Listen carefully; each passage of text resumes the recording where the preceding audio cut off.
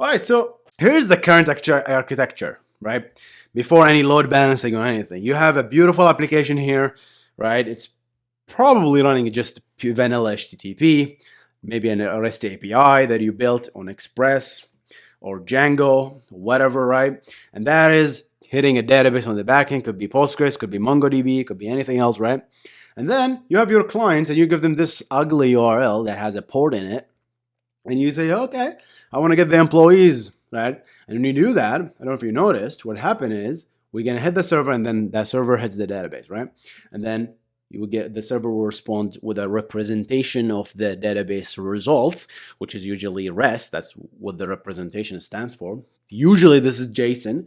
You get back the JSON, then you ask another question, poof, poof, hit the database, right? Get back the result. If you hit it again, same thing, right? That's the current architecture. We all know it, right? The problem is like we have one central point of failure where this server is overloaded with all these beautiful requests, right? What do?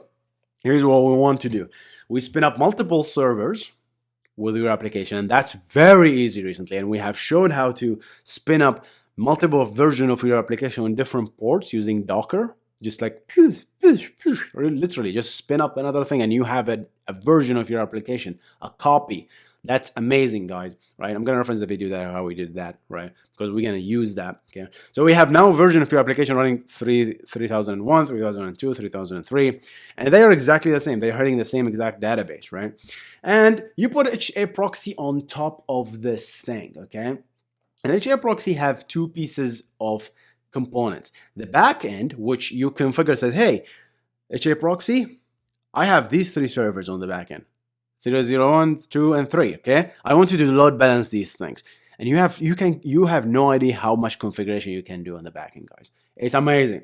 What we want to do on the backend is this. I'm communicating on vanilla unencrypted HTTP.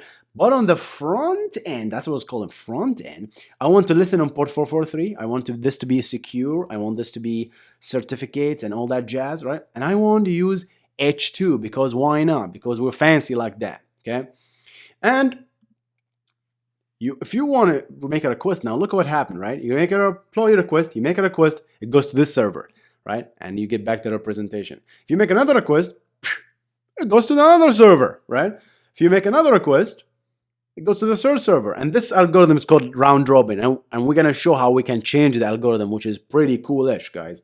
All right. So that's what we design. That's what we're going to build here, okay? There will be no databases in our card, but you get the idea. It should be very, very simple and straightforward application, okay? Let's just jump into it.